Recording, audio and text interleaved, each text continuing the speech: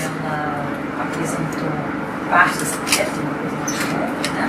Mas apresentou no Congresso da Sociedade Brasileira de Matemática Aplicada Computacional, o SIGMAC, o Congresso Anual, que a gente tem, e essa sociedade, ela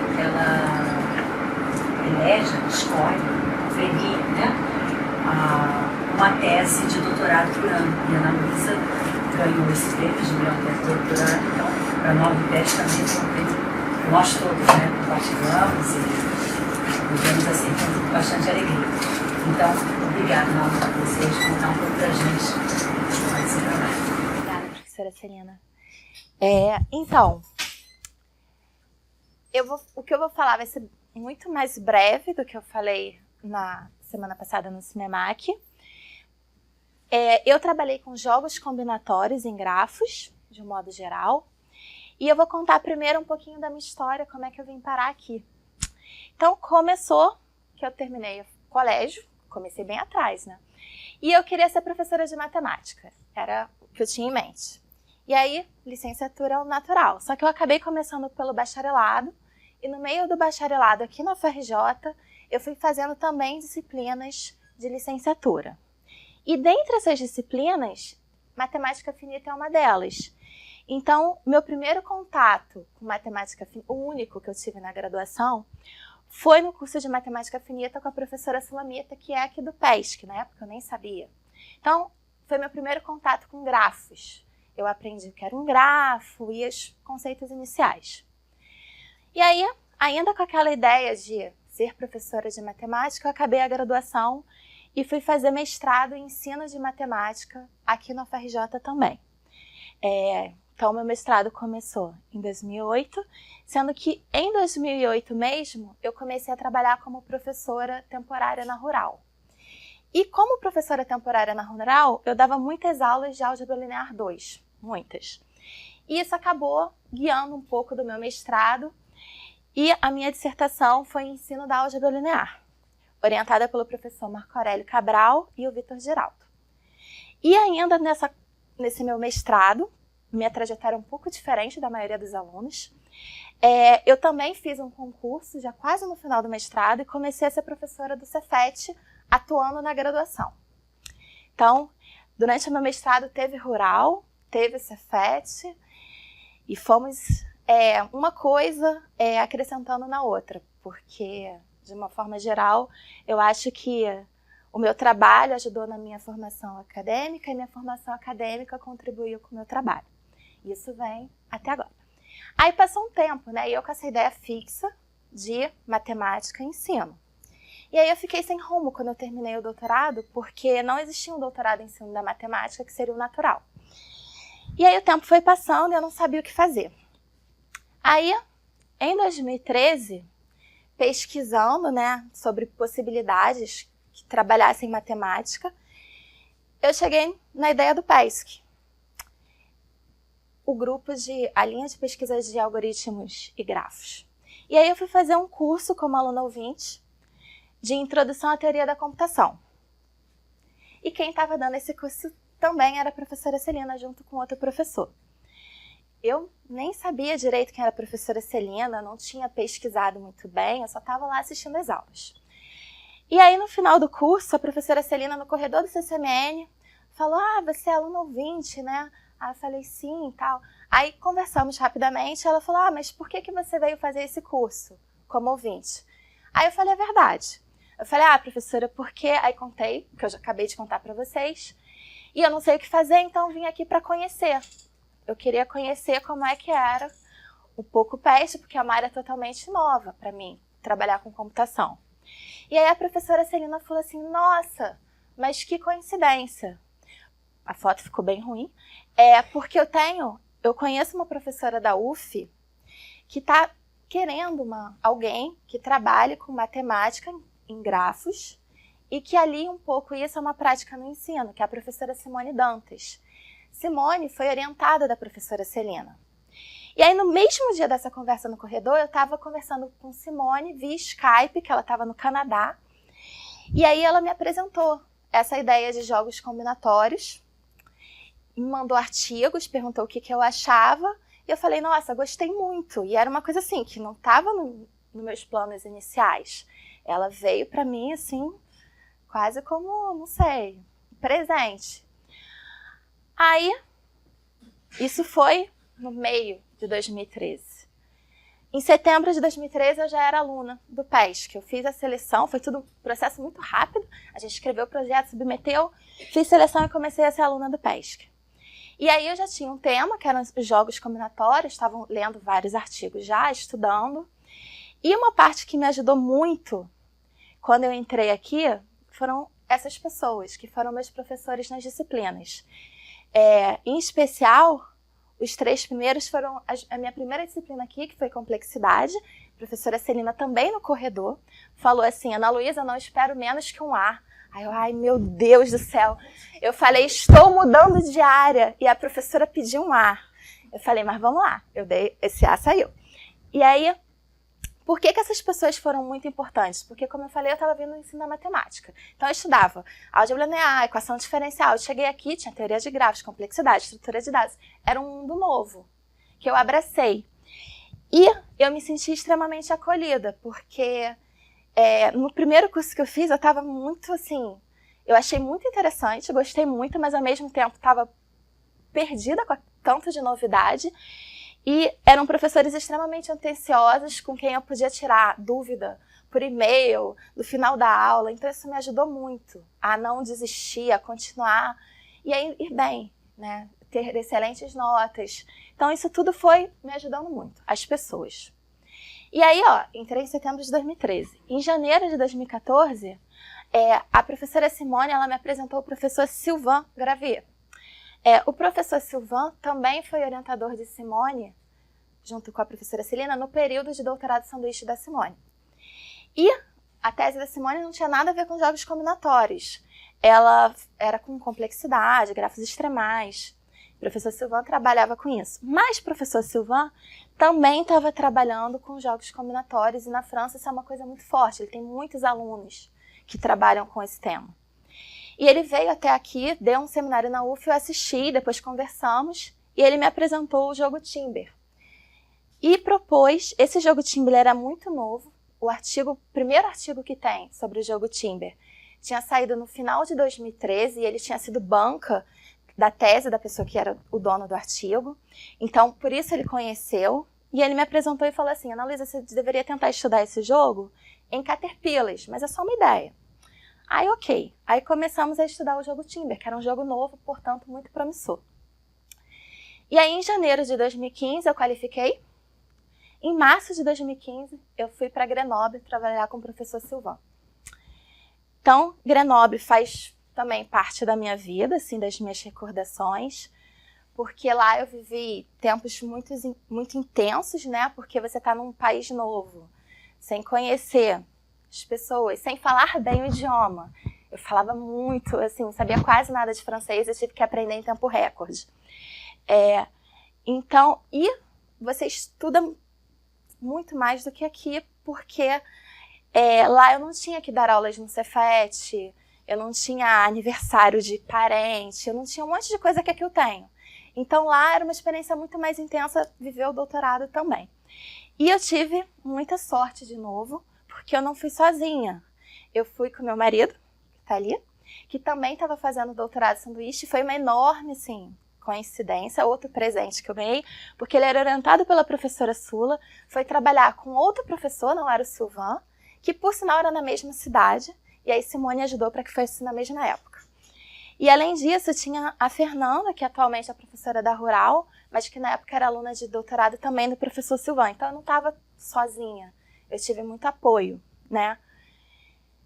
E aí, em Grenoble, eu continuei trabalhando com o jogo Timber e comecei a trabalhar com o jogo de coloração.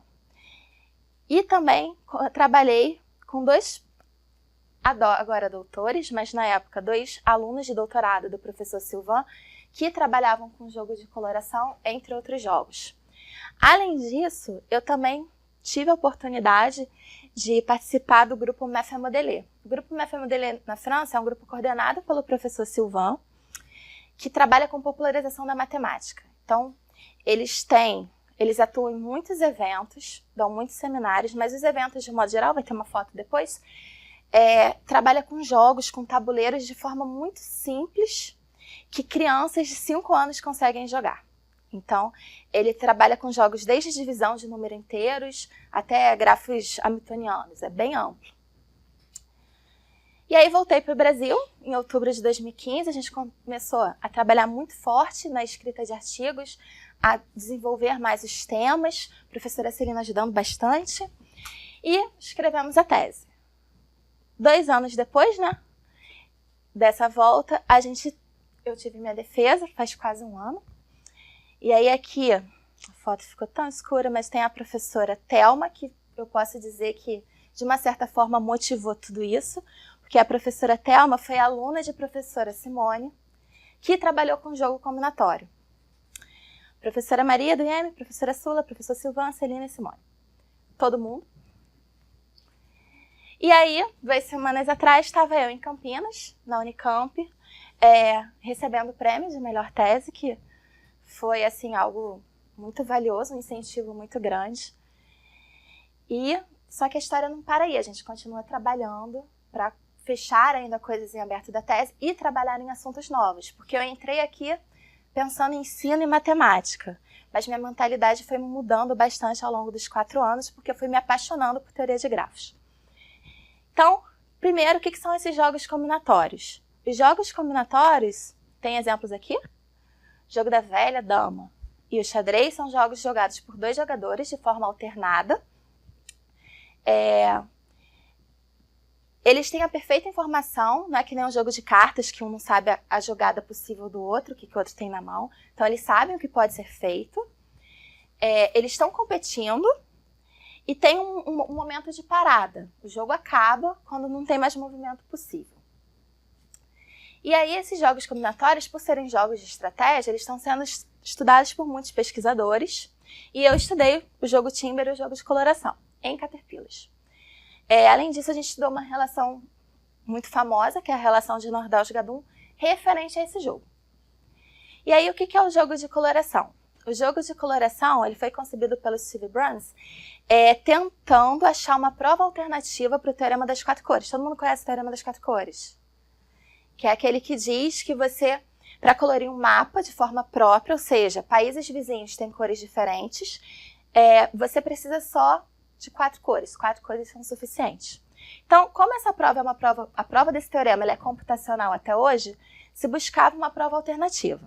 E aí, em 81, Martin Gardner publicou na coluna dele, na Science of America, ainda nesse contexto de mapa. Em 91, o Budlander estudou esse jogo no contexto de grafos, e aí esse jogo começou a ser muito estudado. Como é que a gente joga? Tem 2 jogadores, que na literatura são Alice e Bob, e eles têm que colorir todo o grafo, todos os vértices, de forma própria. Então, vértices vizinhos não podem ter cores iguais. Só que num jogo competitivo, um tá contra o outro, a Alice ela tenta colorir com o menor número de cores possíveis e o Bob tenta colorir com o maior número de cores possíveis. Aí, se eu colocar aqui um exemplo, um caminho com 4 vértices, a gente sabe que 2 cores dá para colorir propriamente, porque basta eu colocar cor 1, cor 2, cor 1, cor 2, certo? Então, eu vou pegar e dar 2 cores para Alice e Bob colorirem.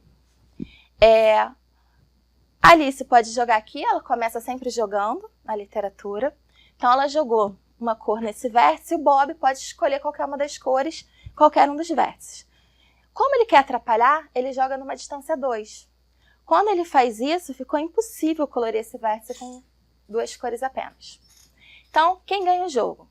Se eu dei uma quantidade de cores para eles colorirem e foi possível, mesmo o Bob atrapalhando, o grafo ser colorido completamente com aquela quantidade de cores, a Alice ganhou. Se sobrou algum vértice que não pode ser colorido, então o Bob ganhou. E o parâmetro para estudar isso é o número cromático do jogo, que é o menor número de cores que garante essa vitória da Alice quando ela começa. E esse parâmetro ele é importante, qual é a relação disso com a coloração de mapas? Que esse número cromático do jogo ele é um limite superior para o número cromático. E era isso que o pessoal estava buscando encontrar. Por quê? É fácil ver que é um limite superior, porque o número cromático é o menor número de cores para colorir propriamente. Ou seja, você está lá sem ninguém atrapalhando, colorindo da forma ótima. Quando você tem alguém atrapalhando, aquele número de cores, ele ou vai ser igual o número cromático ou vai aumentar, porque alguém está atrapalhando. Então, tem resultados simples, caminhos, ciclos. É importante saber que as estrelas são os únicos grafos conexos que têm número cromático do jogo igual a 2, exatamente 2. E aí muitas classes foram estudadas e uma coisa triste. O jogo de coloração não resolveu o problema das 4 cores, deu super errado. Mas, mesmo assim, ele é muito estudado. E, em especial para árvores, que foi o que a gente estudou, a gente tem 3 artigos, um do Budlander, Feigl e Dunn. O que vai ser bem importante para a gente é o do Feigl, porque ele mostra que o número cromático do jogo para florestas é no máximo 4. E aí, como ainda continuou um problema em aberto, caracterizar quando é que uma árvore ou uma floresta ela tem número cromático do jogo 3 ou 4, a gente foi tentar trabalhar nessa caracterização. E aí a gente foi estudar a Caterpillar. A Caterpillar ela é um grafo que eu tenho um caminho aqui, que eu chamo de espinha, e cada vértice dessa espinha, ela pode ou não ter perninhas adjacentes. A gente estudou a Caterpillar porque o exemplo que o Budlander usou no artigo dele para provar que existia uma árvore com o número cromático do jogo pelo menos 4 era uma Caterpillar. O Dunn, ele volta nessa Caterpillar para mostrar que ela é a menor que tem número cromático do jogo exatamente 4, menor árvore. E aí a gente vai tentar caracterizar Caterpillars com o número cromático do jogo 3 ou 4. E o que a gente fez? A gente conseguiu achar 2 condições necessárias e 2 condições suficientes para o número cromático do jogo ser 4. Com essas condições e mais muitos lemas, a gente conseguiu caracterizar Caterpillars com grau máximo 3, sem vértices de grau 2, sem vértices de grau 3 e com vértices de grau 1, 2, 3 e 4, que é o que fecharia o caso de todas as Caterpillars. Então, a gente tem aqui os resultados, que eu acho que eu não tenho tempo de falar, né? Que são os grau máximo 3, então, número cromático do jogo é no máximo 3, sem vértices de grau 2, se somente essas Caterpillars elas têm número cromático do jogo igual a 4, se somente se elas têm pelo menos 4 vértices de grau 4, sem vértices de grau 3 é uma família que a gente foi construindo, e aí a gente conseguiu provar que as Caterpillars sem vértices de grau 3, elas têm número cromático do jogo 4, se elas têm alguma dessas. E aí, para vértices de grau 1, 2, 3 e 4, a gente se esperou na família anterior, colocou muito mais condições. E aí a gente achou uma outra família e provou que isso na tese, a gente provou na tese que se a Caterpillar tem uma dessas como subcaterpillar, então o número cromático do jogo era 4. Faltou a volta, que era o que fechava toda a caracterização e fecharia todos os casos possíveis. Então, na tese, a gente foi estudando pelo grau e pelo número cromático e a gente conseguiu caracterizar tudo. Só que sobrou essas reticências, que era exatamente essa volta que estava faltando. Provar que hoje em dia, na época da tese, a gente já tinha uma conjectura, ficou como conjectura, e de tão demorado que é a prova, ela está rendendo muitas páginas até hoje, mas vai dar certo. E aí a gente também estendeu esses resultados para florestas, então se a gente tiver uma floresta e conhecer o número cromático do jogo de cada componente e a paridade de vértices, a gente também sabe o número cromático de jogo da floresta. E aí a gente, como eu fui mudando um pouco minha mentalidade, estudei o Timber, estudei o jogo de coloração, e aí chegava a hora que eu deveria aplicar, né, no ensino, só que eu não apliquei. Eu me empolguei muito com a teoria e fui estudar a relação de Nordhaus e Gadum, que é uma relação que Nordhaus e Gadum estudaram em 56, que eles estudaram o número cromático no grafo e no complemento e acharam limites superiores para a soma e para o produto também do número cromático do grafo e do complemento. E além disso, esses limites, eles eram os melhores possíveis para infinitos valores. O que significa isso? Que eles acharam grafos extremais. Eles acharam, para cada limite que eles encontraram, eles acharam grafos que sempre vão satisfazer. Para qualquer valor de n, eles têm um grafo que satisfaz o limite. E aí, essa relação ela ficou tão famosa que em 2013 já tinha um survey com 360 artigos. Então, basicamente, você pega qualquer parâmetro que você pode estudar para um grafo e olha no grafo, no complemento, e vê a soma ou produto. O único que a gente conhece que já trabalha com parâmetro para jogo é um artigo de 2002 que trabalha com jogo de dominação, que é o segundo jogo mais famoso depois do jogo de coloração. Coloração é o mais famoso que temos. E aí a gente estudou, a gente foi estudar a relação de Nordal-Gadum para o número cromático do jogo. A gente conseguiu o limite superior e inferior. A gente acha que esse limite é justo, a gente prova, mas a gente não consegue achar essa classe infinita que satisfaz, que nem o Nordal-Gadum. Aí a gente conseguiu classes que satisfazem assintoticamente o limite. Então, a gente consegue essas classes infinitas assintóticas. E aí a gente estudou a relação de Nordal-Gadum também para o parâmetro do jogo Timber, para o parâmetro do jogo de marcação, que é um jogo que ele deriva do jogo de coloração. A gente conseguiu todos os limites justos, exceto um limite superior para o parâmetro do jogo Timber. E, voltando ao começo, eu falei que iam ter mais fotinhos. Lá, com o grupo MEFA Modelê, eu tive a oportunidade de participar de alguns eventos, aqui até a foto de um deles, que é o Salão Internacional da Cultura e dos Jogos Matemáticos, que acontece em Paris, numa praça, e é um evento que dura a semana toda, é aberto para quem quiser ir, e vai criança, adolescente, adulto, idoso. É um programa de família, as pessoas vão e participam mesmo. E aqui, mais recente, pouco antes da minha defesa, teve o Festival da Matemática, e eu fui convidada pela professora Thelma, a que motivou, né? Simone, que motivou Celina, e Thelma me convidou a participar no stand dela com o jogo Clover. E também foi uma experiência muito bacana. Não é um evento assim, numa praça, em escolas ainda, mas é um evento aberto para todos participarem. E é isso. Obrigada.